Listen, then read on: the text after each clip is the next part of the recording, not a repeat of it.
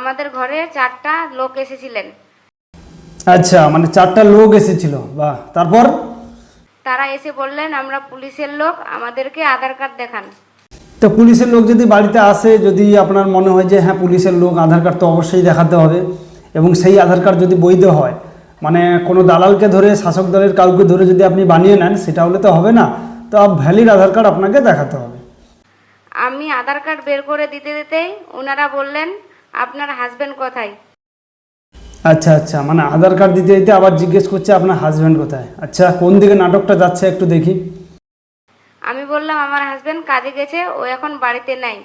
ওনারা বলল আপনারা বাংলাদেশি, আপনারা এখান থেকে পালাবার চেষ্টা করবেন না। আমি বললাম আমরা যে বাংলাদেশি না, তো আমরা কেন পালাবো। তারপরের দিন ওরা আবার 4জন এসে, 2টা মহিলা 2টা পুরুষ এসে আবার বলল পুলিশের লোক আমরা, আমাদের সাথে আপনাকে যেতে হবে, আপনি হচ্ছেন বাংলাদেশি। আমি বললাম আমরা বাংলাদেশি না। মানে পুলিশের কাছে কিন্তু অলরেডি রিপোর্ট রয়েছে যে এখানে বাংলাদেশি রয়েছে, এবং তারা সেইভাবে তদন্ত করে যখন যায় যে হ্যাঁ এখানে রয়েছে, এবং দেখে তো পরিষ্কার আপনারা বুঝতেই পারছেন। মানে এই রাজ্যের যদি বাসিন্দা হয়তো কেউ এইভাবে আস্তে আস্তে বলতো না। স্ক্রিপ্ট মানে এতটা কাঁচা, মুখস্থ করে কেউ এরকম বলে নাকি? যাই হোক, তারপরে কি হলো শুনুন। এই কথাটা বলার পর আমাকে 2টা থাপ্পড় মেরেছিল।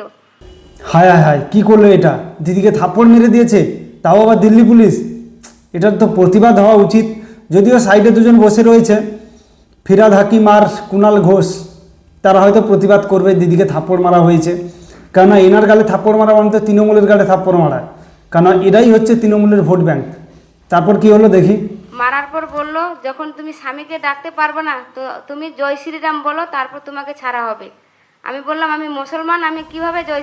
মানে যখন আপনি আপনার স্বামীকে ডাকতে পারবেন না, জয় শ্রীরাম বলো, মানে পুলিশ গিয়ে বলবে জয় শ্রীরাম বললেই ছেড়ে দেবে। মানে কিভাবে এরা এই যে বসে, মানে আমি একটা জিনিস ভাবছি যে ফিরাদ হাকিম আর কুণাল ঘোষ যে এনাকে বসিয়েছেন, অন্তত একটু তো ভালোভাবে বুঝিয়ে বসাতে পারে যে যেন মুখ থেকে ভুলভাল কথা না বেরিয়ে যায়, যাতে বুঝতে না পারে যে আপনি বাংলাদেশি।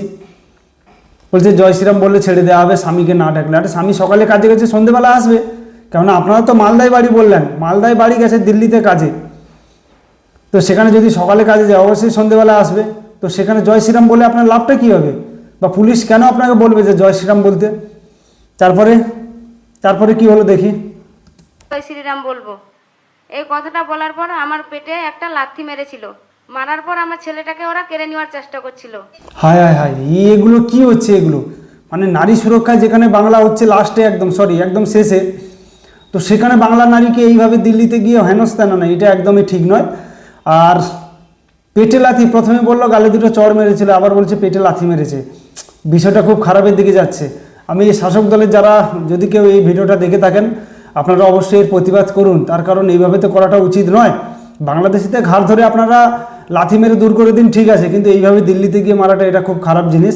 আচ্ছা, তারপরে কি হলো দেখি। ওরা একদম এত ছিঁড়াছিঁড়ি করতে করতে আমার ছেলেটা উপর খেয়ে পড়ে গেছিল। আর কানের মধ্যে ওরা থাপড় দিয়েছিল, কান থেকে রক্ত পড়ছিল, কানে আচরণ এখনো আছে, আর মাথাটা ফুলে গেছিল পড়ে যেয়ে। মানে আমার ছেলেটাকে ওরা ছাড়িয়ে নেওয়ার চেষ্টা করেছিল। আগে দিদিভাই আগে বলুন, যারা গেছিলো তারা আপনার বাংলাদেশের লোক নাকি দিল্লি পুলিশ? কারণ এটাও তো হতে পারে আপনি সাজিয়ে কাউকে নিয়ে সেখানে গিয়ে এই নাটকটা করিয়েছেন। তৃণমূল করে করাতেই পারে, তৃণমূল পারে না এমন কোনো কাজ নেই, শুধু উন্নয়ন ছাড়া আর সব কাজ করতে পারে। আচ্ছা আচ্ছা, মানে পড়ে গিয়ে মাথাটা ফুলে গেছে আর কান দিয়ে রক্ত বেরিয়েছিল। খুব খারাপ বিষয়। যদি শাসক দলে যারা রয়েছেন, আমি সবাইকে অনুরোধ করবো আপনারা অবশ্যই প্রতিবাদ করুন, কেননা কান দিয়ে রক্ত বের হওয়াটা খুব খারাপ বিষয়।